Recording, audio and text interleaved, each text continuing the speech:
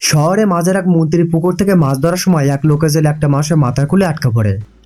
Police এসে তদন্ত করে এই কেস সম্পর্কে তেমন কোনো ক্লু পায় না। সত্যজিৎ নামের এক বুদ্ধিমান পুলিশ অফিসারের ওপর এই কেসে তদন্ত বাদ দেওয়া হয়, কিন্তু সে নিজেও শত চেষ্টা করে খুনিতে দূরে থাক। ভিকটিমে পৌঁছতে পর্যন্ত বের করতে পারছিল না। তবে এরই মাঝে ভিকটিম নিজে ফিরে আসে তার খুনে প্রতিশোধ নিতে। সে দিতে থাকে একের পর এক ক্লু। শেষ পর্যন্ত কি পুলিশ খুনিকে ধরতে পেরেছিল? এই প্রশ্নের উত্তর দিতে আজ হাজার হয়ে গেলাম কোল্ড কেস নামের এক মারালাম থ্রিলার মুভি এক্সপ্লেনেশন নিয়ে। মুভির এন্ডিংটা এতটাই জটিল যে তুমি রীতিমতো অবাক হয়ে যাবে। তো চলো আর পেশাল না বাড়ে শুরু করা যাক আজকের মুভি এক্সপ্লেনেশন। মুভি শুরুতে আমরা একটা টিভি পডকাস্ট দেখি, যেখানে একজন প্যারানর্মাল অ্যাক্টিভিটিসের প্যারানর্মাল অভিজ্ঞতা থেকেই দুটো কেসের ভিডিও উপস্থাপন করে। সে সেখানে বলে যে মৃত্যুর পরে মানুষের আত্মা ফিরে আসতে পারে। বেশিরভাগ আত্মায় ফিরে আসে প্রতিশোধের আশায়। কখনো কখনো আত্মাগুলো তাদের প্রিয় মানুষ বা বস্তুর উপর ভর করে, আবার কখনো মৃত্যুর সাথে জড়িত এমন কোনো জিনিসের উপর ভর করে। এই পডকাস্ট পরিচালনা করছিল মেঘা নামের এই মেয়েটি। মেঘা টিভি চ্যানেলে একজন উপস্থাপক হওয়ার পাশাপাশি সে ছোটোখাটো ডকুমেন্টারি বা পডকাস্ট পরিচালনার কাজ করে। আজকের পডকাস্ট শেষ হওয়ার আগে মেঘের একটা জরুরি কাজ পড়ে যায়, তাই সে তার কলিগকে ফাইনাল আপলোড করতে বলে। যখনই অফিস থেকে বের হবে তখনই দেখা হয় তার বস মেয়ে রাশিনী ম্যাডামের সাথে। রাশিনী মাঝে মাঝে তার বাবার অনুপস্থিতিতে অফিস পরিচালনা করে থাকে। এখানে রাশি ও মেঘার কনভারসেশনে বোঝা যায় যে তারা একে অপরকে খুব একটা পছন্দ করে না। অফিস থেকে বেরোতেই মেঘা তার শাশুড়িকে কল করে। আসলে মেঘার হাজব্যান্ড অজয়ের সাথে তার খুব শীঘ্রই ডিভোর্স হতে চলেছে। মেঘার সিন্ন নম্বরে একটা ছোট মেয়েও আছে। মেঘার শাশুড়ি তাকে বলে যে সে চায় না তার ছেলের বাচ্চা অন্য কাউকে বাবা বলে ডাকুক। ফলে মেঘা যাতে বিয়ে করতে চায় তাহলে চিহ্নকে যাতে তাদের কাছে পাঠানো হয়। এখানে মেঘার শাশুড়ি ইনডিরেক্টলি চিহ্নর কাস্টডি চাইছিল, তবে মেঘা তার সাথে এক প্রকার রুট ব্যবহার করে কলটা কেটে দেয়। অন্যদিকে শহরের মাঝের এক নিরিবিলি পুকুরের ভেতরে এক লোক জাল দিয়ে মাছ ধরছিল। তখনই তার জালে উঠে আসে প্লাস্টিকে মরানো একটা মানুষের মাথার খুলি। সাথে সাথে লোকটা পুলিশকে খবর দিয়ে দেয়, কিন্তু পুলিশ পৌঁছানোর আগে এক লোক ছবি তুলে তা ফেসবুকে আপলোড করলে বিষয়টা মিডিয়ার কাছে পৌঁছে যায়। মুহূর্তে ব্যাপারটা নিয়ে শহরে তোলপাড় শুরু হয়, কেননা যে পুকুরে খুলি পাওয়া যায় সেটা ছিল এক মিনিস্টারের সম্পত্তি। এখন মিডিয়ার লোকেরা এই বিষয়টা নিয়ে বেশ বাড়াবাড়ি করলে মিনিস্টারের আদেশে ডেপুটি কমিশনার মিনাকে দ্রুত টিমে নিয়োগ দিয়ে কেসটা সলভ করতে বলা হয়। এদিকে মেঘা অফিস থেকে বেরিয়ে একটা নতুন বাসা দেখতে চায়। আসলে সে তার মেয়ে চিহ্নকে নিয়ে নতুন জীবন শুরু করার উদ্দেশ্যে বাসা ভাড়া ওঠার জন্য বেশ কিছু যাবৎ বাসা খুঁজছিল। বাড়ির মালিককে অনেক মশলা মিশিয়ে বাসার ব্যাপারে খুব প্রশংসা করে। মেঘারও বাসাটা পছন্দ হয়, তাই সে প্রত্যেকটা রুমে ছবি তুলে তার মায়ের কাছে পাঠিয়ে দেয়। মেঘারা বাসা থেকে বেরোতে আবার বাসার ভেতর কিছু প্যারানর্মাল অ্যাক্টিভিটিস লক্ষ্য করি। চীন শিফট হয়ে বাসায় ক্রাইম স্পটে। লোকাল পুলিশ খবর পাওয়ার সাথে সাথে সেই জায়গাটা ভালোভাবে সিল করে দেওয়া হয় এবং ফরেন্সিক ডিপার্টমেন্টের লোকেরা এসে তার পরীক্ষা নিরীক্ষা করতে শুরু করে। সেখান থেকে দুজন পুলিশের কথোপকথনের মাধ্যমে আমরা জানতে পারি যে জায়গাটা যে মিনিস্টারের সম্পত্তি, সেই মিনিস্টারের ছেলে নাকি 2 বছর আগে একটা মেয়েকে ভালোবাসত। মিনিস্টার এই সম্পর্ক মেনে নেওয়া তো দূরে থাক, বরং মেয়েটাকে উল্টো থ্রেট দিয়ে তার ছেলের জীবন থেকে সরে যেতে বলেছিল। কিন্তু মেয়েটি মিনিস্টারের কথার বিপক্ষে যায়। এই ঘটনা কিছুদিন পরে নাকি মেয়েটা গায়েব হয়ে গিয়েছিল। তাই সবাই ধারণা করছে যে এই খুলিটা হয়তো সেই মেয়েরই খুলি হবে এবং এর পিছনে মিনিস্টারের হাত রয়েছে। আর এর জন্য পুরো শহরে এই কেস নিয়ে তোলপাড় শুরু হয়। এদিকে মিনিস্টারও মিডিয়ার সামনে এসে পুলিশকে সঠিক তদন্ত করতে বলে দেয়। পুলিশ কমিশনার বিক্রান্ত ও ডেপুটি কমিশনার মিনা মিলে সিদ্ধান্ত নেয় যে এই কেস তারা শহরের সবচেয়ে বুদ্ধিমান পুলিশ অফিসার এসিপি সত্যজিৎ তার টিমের হাতে সঁপে দেবে। এদিকে মেঘার মা বাড়ির ফটো দেখে মেঘাকে বলে যে বাসাটা অনেক সুন্দর, এখনই অ্যাডভান্স করে বুক করে ফেলো। মেঘা বলে ঠিক আছে। এরপরে আমরা ইন্সপেক্টর সত্যজিৎকে দেখি। সত্যজিৎ তার টিম নিয়ে ক্রাইম সিনে গিয়ে সব কিছু ভালো করে দেখে নেয়। সে ফরেন্সিক টিমের সাথে কথা বলে ক্লুটাকে ল্যাবে পাঠাতে বলে এবং তার টিম মেম্বার প্রকাশকে বলে যে যত দ্রুত সম্ভব তার কাছে সব তথ্য প্রমাণ উপস্থাপন করতে। এখন ল্যাবে নিয়ে যাওয়ার পর খুলিটি পরীক্ষা নিরীক্ষা করে ফরেন্সিক ডাক্তার জানায় খুলিটি একজন নারী খুলি, যার বয়স 20 থেকে 30-এর আশেপাশে। তাছাড়া খুলিটার বয়স 1 বছরের বেশি, অর্থাৎ 2019 সালের সেপ্টেম্বর অথবা অক্টোবরে এই ভিক্টিমের মৃত্যু হয়েছে। সবটা শুনে সত্যজিৎ তার টিম মেম্বার নীলাকে গত 2 বছর শহরে মিসিং হওয়া মেয়েদের একটা লিস্ট বের করতে বলে। সাথে মিনিস্টারের ছেলে সেই গার্লফ্রেন্ডেরও সকল ডিটেলস তাকে পাঠাতে বলে। এদিকে মেঘা তার মায়ের বাড়িতে যায় চিহ্নকে আনতে। এখানে মেঘার মা তাকে বলে মেঘা যাতে আবারও একবারে ডিভোর্সের ব্যাপারে ভেবে দেখে। সে যাতে চিহ্নর কথা ভেবে হলেও অজার সাথে আবারও অ্যাডজাস্ট করে নেয়। মেঘা কথাটা শুনে বিরক্ত হয়ে বলে যে অজাতে মায়ের কথায় ওঠে আর বসে। সে গত 2 মাসে তার মায়ের অনুমতি ছাড়া চিহ্নকে পর্যন্ত একটা কলও করেনি। এমন মাম্মাস বয়স সাথে অ্যাডজাস্ট করা প্রশ্ন আসে না। যাবার সময় মেঘা তার মাকেও তাদের ভাড়া বাসায় শিফট হতে বলে। তবে মেঘার মা জানায় এই বাড়িতে তাদের ছোট্ট মেয়ের স্মৃতি রয়েছে, তাই সে কোথাও যেতে চায় না। আর এখানে আমরা জানতে পারি যে মেঘের একটা ছোট বোনও ছিল, সেই 1 বছর আগেই সুইসাইড করে তার নিজের জীবন শেষ করে দিয়েছে। মেঘারা কেউই এখনো পর্যন্ত তার শোক কাটিয়ে উঠতে পারেনি। এমনকি মেঘার বাসা চিহ্নও তার মাসের দেওয়া পুতুলটাকে সবসময় আগলে রাখে। যাই হোক, মেঘা তার মায়ের কাছ থেকে বিদায় নিয়ে তাদের বাসা ভাড়ায় শিফট হয়। মেঘাও চিহ্ন মেলে তাদের বাসাটা খুব সুন্দর করে গুছিয়ে নেয়। এই কাজে সাহায্য করে তাদের কাজের মেয়ে শান্তি। পরের দিন মেঘা চিহ্নকে নিয়ে তার বন্ধু রাধিকার কাছে যায়। রাধিকা মেঘার ডিভোর্স লয়ার, অর্থাৎ অজয় মেঘার ডিভোর্সের ব্যাপারে রাধিকাই হ্যান্ডেল করছে। রাধিকা মেঘাকে বলে যে উপযুক্ত কারণ দেখে চিহ্ন দাদি চাইলেও তার কাস্টডি নিতে পারবে। তাছাড়া অজয় তো এই ডিভোর্সে রাজি না, তাই এর জন্য ব্যাপারটা নিয়ে বেশ ঝামেলা পোহাতে হবে তাকে। তখন মেঘা জানায়, যতই সমস্যা আসুক না কেন আমি আমার মেয়ের কাস্টডি কাউকে দেব না। এখানে রাধিকা মেঘাকে আবারও তার বোনের সুইসাইড ব্যাপারে জিজ্ঞেস করলে মেঘার মনটা বেশ খারাপ হয়ে যায়। তাই সে রাধিকাকে বাই বলে চিহ্নকে নিয়ে সেখান থেকে চলে আসে। এদিকে নীলা সত্যজিতের কাছে মেয়েদের মিসিং রিপোর্ট এনে দেয়, যেখানে গত 2 বছর তাদের কাছে মিসিং রিপোর্ট এসেছে 1438টি। তার মধ্যে 627 জনকে পুলিশ উদ্ধার করে ফিরে দিয়েছে। বাকি 807 জনের মধ্যে 579 জন নিজেই আত্মহত্যা করেছিল। তাহলে বাকি থাকে 228 জন, যাদের মধ্যে মাত্র 36 জনের বয়স ছিল 20 থেকে 30-এর মধ্যে। এবার সত্যজিৎ সেই 36 জন মেয়ের ডিটেলস বের করতে বলে এবং কারোর ডিএনএ সেই খুনির সাথে ম্যাচ করে কিনা সেটাও দেখতে বলে। অন্যদিকে মেঘা ফ্রেশ হতে গেলে দেখে বেসিনে পানি ফ্লাশ হচ্ছে না। সে বেসিনে হাত দিয়ে দেখে বেসিনের ভিতর থেকে এক গোছো ছেঁড়া চুল বেরিয়ে আসে। মেঘার কাছে বিষয়টা অদ্ভুত লাগলেও সে চুলটা ফেলে দিয়ে আবারও হাত ধুতে গেলে হঠাৎ তার পিছন থেকে একটা কালো ছায়া সরে যায়। মেঘা বিষয়টা দেখার জন্য ড্রয়িংয়ে আসতে কোথা থেকে যেন ভয়ানক কালো কুকুর এসে তার দিকে চিৎকার শুরু করে। এবার মেঘা বেশ ঘাবড়ে গেলেও একটা ক্লিন পাইপ দিয়ে সে কুকুরটাকে তাড়িয়ে দেয়। কিছুক্ষণ পর শান্তি চিহ্নকে স্কুল থেকে ফিরে নিয়ে আসে। মেঘা তখন বাড়িতে ছিল না। চিহ্ন বাসার সামনে আসতেই কুয়োর দিকে কেমন যেন একটা আকর্ষণ অনুভব করে। ধীরে ধীরে এসে কুয়োর কাছে গেলে শান্তি এসে চিহ্নকে দ্রুত ভিতরে নিয়ে যায়।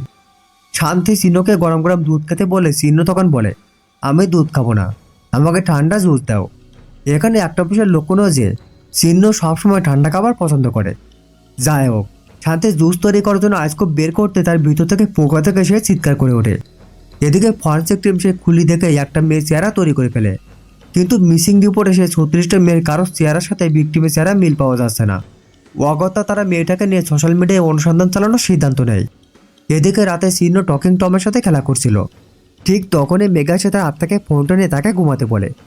এখন ঘুমের মধ্যে চিহ্ন হাতটা ব্ল্যাঙ্কেট থেকে বেরিয়ে যায়। এছাড়া হঠাৎ ফ্রিজটা আপনামনে করলে অনবরত সেখান থেকে পানি এসে বেডরুমে ঢুকে পড়ে। চিহ্ন রাতে পানি ছোঁয়া লাগতেই সে উঠে তার মাকে ডাক দেয়। এবার মেঘা উঠে এত পানি দেখে হতভম্ব হয়ে পড়ে। সে পানির উৎস বের করার জন্য দৌড়ে দৌড়ে ডাইনিং রুমে যেতে শুরু করে। এবার হঠাৎ তার সামনে শান্তি এসে দাঁড়াতাই মেঘা ভয় চিৎকার করে ওঠে। শান্তি কোনো এক কারণে ভীষণ কাঁপতেছিল। শান্তি মেঘাকে বলে, এ ভাষায় নিশ্চয় কোনো সমস্যা আছে ম্যাম, আমি অনেক গভীর ঘুমেছিলাম, কেউ একজন আমার মুখে পানি মারতেই আমার ঘুম ভেঙে যায়। এরপর উঠে দেখি একটা মেয়ে আমার রুমের কোনায় বসে কাঁদছে। মেঘা শান্তিকে বলে, রাতে বেলা এসব গল্প বানানো না তো, দ্রুত পানি পরিষ্কার করে ঘুমিয়ে পড়ো। যাই হোক, শান্তিকে বকলো ব্যাপারটা নিয়ে মেঘা নিজেও কিন্তু বেশ আপসেট ছিল। এদিকে পুলিশ অফিসার সত্যজিৎ ও তার টিম কেসটা নিয়ে বেশ টানাপড়নে পড়ে যায়। নর্মাল মার্ডার কেসে ভিকটিম পড়ছে জানা থাকলেও তার সূত্র ধরে খুনি পর্যন্ত পৌঁছানো যায়, কিন্তু এই কেসে তো ভিকটিমের পরিচয় একটা রহস্য হয়ে দাঁড়িয়েছে। তাই সত্যজিৎ বলে, হয়তো ভিকটিম কেরালার বাইরে কেউ হবে। এর জন্য হয়তো কেরালায় মিসিং মেয়েদের ফেসের সাথে ভিকটিমের চেহারা মিল নেই। তখন এক কনস্টেবল এসে জানায়, ইন্সপেক্টর সত্যজিতের সাথে দেখা করতে নাটকিশোর নামের এক লোক এসেছে। নাটকিশোর আসলে সত্যজিতের মামা। তার পৃথিবীতে সত্যজিৎ ছাড়া আর কেউই নেই। সে এখানে সেখানে ববগরের মতো ঘুরে বেড়ায় এবং খুব টাকার দরকার হলে সে সত্যজিতের কাছে টাকা চাইতে আসে। নাটকিশোরকে দেখে সত্যজিতের মনে হয় যে মেয়েটা খুন হয়ে যায় সে হয়তো এতিমও হতে পারে, তার তো কোনো ফ্রেন্ডস বা রিলেটিভই নেই, তাই এর জন্য কেউ মিসিং কেসও করেনি। অন্যদিকে মেঘার বাসায় প্যারানর্মাল অ্যাক্টিভিটিস যেন আরও বেড়ে গিয়েছিল। যেমন সকালবেলা চিহ্ন তার মাসের দেওয়া প্রিয় ডলটাকে ফ্রিজের সামনে রেখে আসতেই হঠাৎ ফ্রিজ থেকে রক্ত পড়তে শুরু করে, কিন্তু শান্তি বা চিহ্ন কেউ সেটা খেয়াল করে না। বাকি সব খেলনাগুলো অদ্ভুতভাবে ঘুরতে থাকে ফ্রিজের ওপর। পরের দৃশ্যে ডেপুটি কমিশনার মিনা সত্যজিৎ তার টিমকে মিটিংয়ে ডেকে এই কেসের ব্যাপারে আপডেট জানতে চায়। সত্যজিৎ বলে, তারা এখনও পর্যন্ত ভিকটিমের পরিচয় বের করতে পারেনি, তবে তারা বেশ কিছু ক্লু বের করছে, যেগুলো সলভ করলে হয়তো ভিকটিমের পরিচয় জানা যাবে। মিনা জিজ্ঞাসা করে, কেমন ক্লু? সত্যজিৎ বলে, ভিকটিমের মাথার কুলি সব দাঁত পড়ে গেলেও একটা দাঁত রয়ে গেছে, যেটা এখনও পর্যন্ত পড়েনি। পাশ থেকে ফরেনসিক ডাক্তার বলে, তাহলে ভিকটিম নিশ্চয়ই এই দাঁতটা কৃত্রিমভাবে লাগেছিল। কোনো এক্সপার্ট ডেন্টিস্টের সাথে কথা বললে হয়তো এই সম্পর্কে তথ্য পাওয়া যাবে। তাই মিনা দ্রুত কাজ এগিয়ে নেওয়ার পরামর্শ দিয়ে সেদিনের মতো মিটিং শেষ করে। মিটিং শেষে সত্যজিৎ সেই ডেন্টিস্ট আনন্দানের সাথে দেখা করে। আনন্দ বলে, আমাদের দেশে দাঁত ট্রান্সপ্লান্ট নিয়ে তেমন কোনো রেকর্ড কোথাও রাখা হয় না, কিন্তু দাঁতের মাধ্যমে অনেক কিছু সলভও হতে পারে। এমনকি নকল দাঁত দিয়ে খাওয়া ফল দেখলে বোঝা যায় যে এটা নকল দাঁতের চিহ্ন রয়েছে। আনান ভিকটিমের রিপোর্ট দেখে বলে, এই দাঁত ভিকটিমের মৃত্যুর আগে স্ক্রুর মাধ্যমে অনেক মজবুত করে লাগানো হয়েছে। এমন দাঁত শহরে খুব অল্প হসপিটালে ট্রান্সপ্লান্ট করা হয়ে থাকে। তাছাড়া এই দাঁতে কি ম্যাটেরিয়াল বা কোন কালার ব্যবহার করা হয়েছে সেটা জানলে বোঝা যাবে যেটা কোন হসপিটাল থেকে ট্রান্সপ্লান্ট করানো হয়েছে। সেই ডকুমেন্টস বের করতে পারলে হয়তো ভিকটিমের পরিচয় পাওয়া যাবে। এদিকে মেগা প্রিস্কুল থেকে একটা আটকাও আপেল থেকে ভাবে এটা হয়তো চিহ্নর কাজ, কিন্তু চিহ্ন স্পষ্টভাবে জানিয়ে দেয় যে সে এই কাজ করেনি। দাঁতের চিহ্ন থেকে বোঝা যাচ্ছিল এটা কোনো বাচ্চার কাজ নয়। তবুও মেগা চিহ্নকে বকাবকি করে ফ্রেশ হতে গেলে নিজের গলায় কিছু অদ্ভুত লাল দাগ দেখে সে ভয় পেয়ে যায়। ও অন্যদিকে সত্যজিৎ রায় এই ধরনের দাঁত ট্রান্সপ্লান্ট করা এমন 700টা হসপিটালের লিস্ট বের করে। তার মধ্যে 13টা ল্যাবে ভিকটিমের দাঁতে ব্যবহৃত ম্যাটেরিয়াল ব্যবহার করা হয়েছে। তাই তারা সেই 13টি ল্যাবে 2019 সালের শেষের দিকে সকল পেশেন্টের ডিটেলস বের করে। এরপর তাদের মধ্যে 20 থেকে 30 বছরের মেয়েদের কল দেওয়া শুরু করে। তাদের ধারণা যায় যে মেয়ে কল ধরবে না সে হয়তো ভিকটিম। অপরদিকে মেগা অবশ্যই গিয়েও তার বাড়িতে গোটা ভৌতিক বিষয়গুলো নিয়ে ভাবছিল। সেহেতু এখন খাবারে পোকায় হ্যালুসিনেট করে, যার ফলে সে তার কলিগদের সাথে এখনো পর্যন্ত ঘটা সমস্ত ঘটনা শেয়ার করে। সবটা শুনে মেগার কলিগ তাকে জারা নামের এক প্যারানর্মাল অ্যাক্টিভিটিসের সাথে দেখা করতে বলে। তারা ইয়েসকারার নামের এক পেজের মাধ্যমে জারার অ্যাপয়েন্টমেন্ট নেয়, যারা খুব একটা জনসম্মুখে আসে না। তবে সে মেঘলাদের সাথে দেখা করতে রাজি হয়ে যায়। বিকালে মেঘাও তার কলিগ যারার কাছে গিয়ে সব কিছু খুলে বলে। সবটা শুনে যারা বলে, আমরা বেশিরভাগ মানুষ আত্মায় বিশ্বাস করি না, কিন্তু আত্মা আছে। যেমন ধরো রেডিওতে সবসময় আওয়াজ শোনা যায় না, কেবল সিগন্যাল ম্যাচ করলে আওয়াজ শোনা যায়, তেমনি আত্মারাও থাকে। তবে তারা তাদেরকে দেখা দেয় যাদের সাথে তাদের স্পেশালি কানেকশন রয়েছে।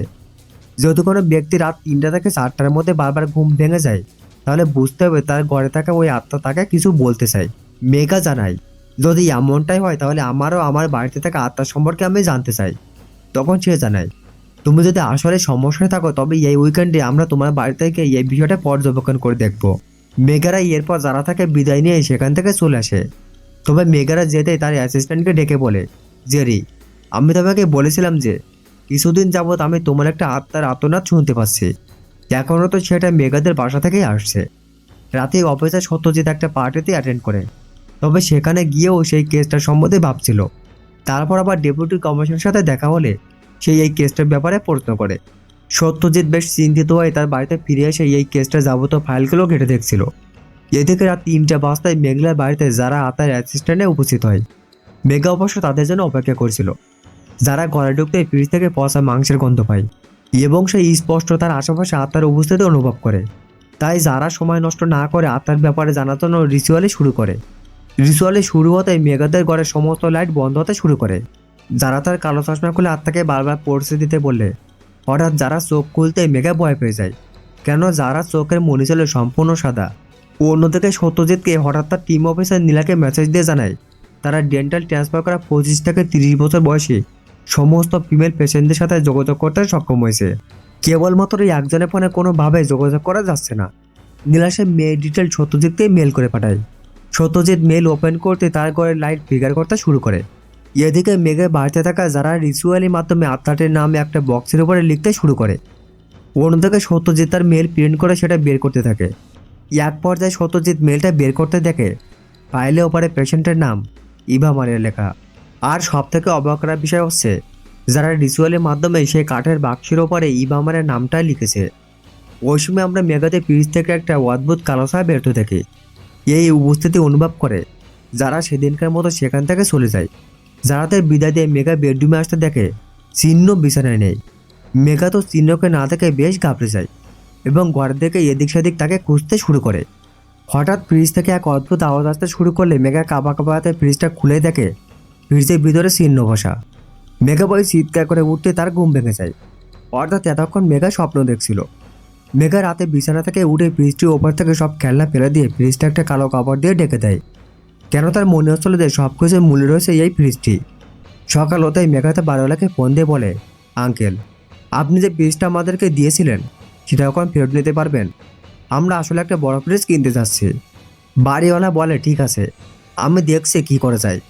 এদিকে সত্যজিৎটা ইভামারের নাম্বারের মাধ্যমে তার আধার কার্ডও প্রিন্ট করে ফেলে।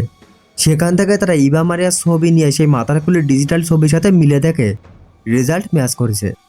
অর্থাৎ এই ক্লুটি আর কেউই নাই, বরং ইভা মারিয়ারই খুলি।